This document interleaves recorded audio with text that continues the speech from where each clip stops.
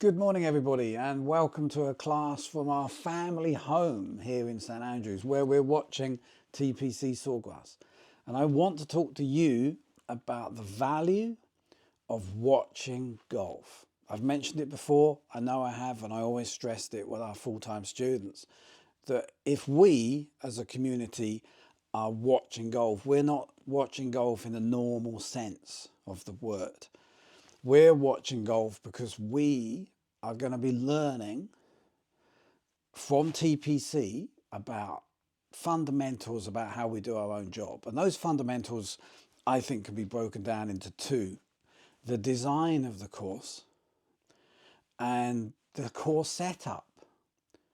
And let's just look at what that means and what you can learn from this. And so find a way. You might not have a Sky subscription, but your clubhouse hopefully does. And there are highlights, I think, on mainstream television as well. So wherever you can, try to get into the habit of watching golf in terms of what you're learning from the course setup. And pick your venues very carefully. I recommend all the majors, and I really recommend TPC, which is an amazing course to learn from. It's one of the, like Augusta, it's a tournament venue that comes back every year. So it continually learns and improves itself. It's constantly evolving. And the ingredients here I want to talk about. So, and this is just running, by the way, so I'm not specifically referring to anything on the screen. But let's take a look at the design philosophies that we've talked about in the program. We've got heroic, we've got strategic, and we've got penal. And the last three holes at Sawgrass are fantastic examples of how to deliver on those concepts.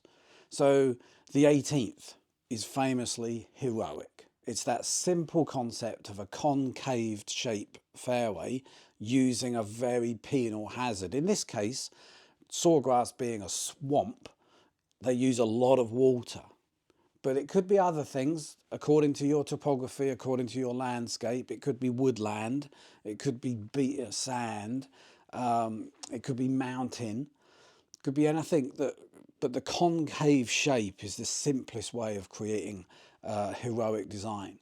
There's a few other holes that are heroic. We're seeing on the 14th, I believe, where they are shooting over woodland. You know, so it's a heroic shot over woodland. Here in St Andrews, we have the famous 17th where they're shooting over a hotel. You know, that's not recommended, but there has to be some drama to heroic. And the 18th hole is proving fantastic entertainment, which I'll come on to. Penal. There's no more penal hole in the world of golf than the 17th at Sawgrass. It's the signature hole. If you don't hit the target that the architect has created, death, you know, death by water. Okay, so that's the greatest penal version of the game. And finally, strategic, and there's a lot of strategy going on at TPC Sawgrass, and we're going to look at that closely. The 16th, par 5, looking at risk and reward, going for the shot in 2, being rewarded, playing up safe, but there are consequences to that. So strategic, heroic and penal are all being exhibited at this venue. So we can look at our own courses and wonder, are we emphasising those qualities enough? And then if we wanted to learn from Sawgrass and build up the drama and build up the strategy and build up the penalty, what ingredients do we have? What ingredients do we have in course setup? Well, let's look at them, and some of them are relevant. Obviously, water isn't relevant to most of us. It is here because it was a swamp. Crocodile swamp, so it's incredible what they've done, but they use a lot of water. But what else do we have? Well, we have the fine turf areas, closely mown turf areas, tight lies running off the greens. Alternatively, we have what I call fat grass. This is fat grass around the bunker edges here, and it's very extensive. Here we have the fat grass. Okay, so you have a choice here. you can allow that ball to run into a fine turf area into the water, as is happening on other holes, but here they've decided to use the fat grass to catch the ball. I remember working at Glen Eagles, and I remember working under Scott Fennick, and he called it fat grass, right? And it's heavily juiced up, and it catches the ball. Now, Kings and Queens courses at Glen Eagles that I worked on were original James Braid designs, and James Braid wanted the ball to run off. You know, you were being penalised if you weren't in control, so the ball would run off. Well, that made the course very difficult. And Glen Eagles was a resort course for holiday makers staying in a hotel trying to have some fun, and it was beating them up.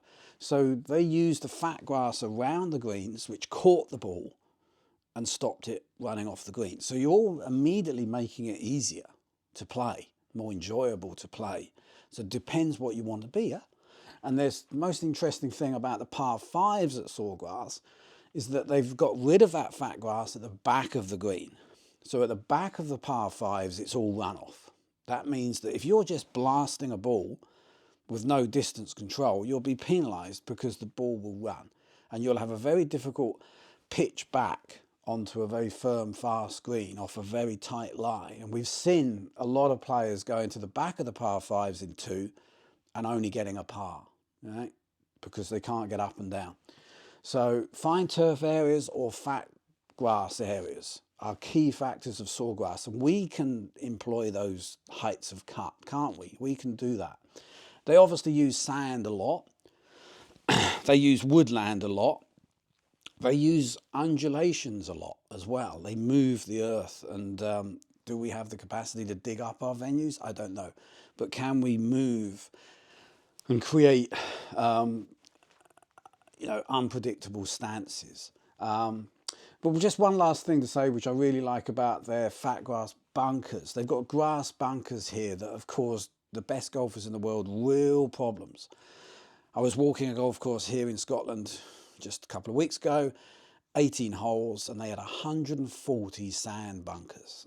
I'm sorry, I think that's ridiculous. Okay, I think that's ridiculous. And we've got to maybe reduce the number of bunkers we have for efficiency purposes, but we want to retain the interest factor. Well, take a look here. Take a look at what they do. They have these grassy bunkers, very heavy, juiced up, lies, very unpredictable lies. And the golfers here are finding it more difficult to get out of a grass bunker than they are playing out of sand, because the sand saves are incredible. All right. So think about that. Think about doing that. And that also ties in with the kind of semi-rough. So you can't just put a blob, in the middle of the fairway, but you can think of things to do.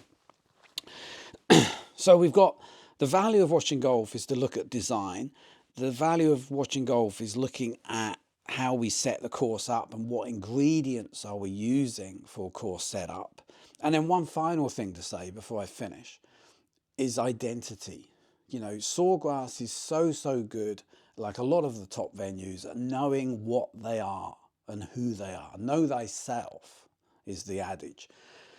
Set up in 1980 by Dean Beeman and Pete Dye and Alice Dye, it was always going to be a tournament course. It was always going to be the Players Championship, the venue for. It was always going to be a damn difficult test of golf, and that's what they deliver. So there's no mistaken identity but that decision making, from agronomy to design to redevelopment to projects, and probably to the whole design of every arrival, is all built on that very clear identity. Well, we can do that for ourselves. We can do that if we're a 9-hole golf course in the Highlands. We can do that if we're a Heathland members club.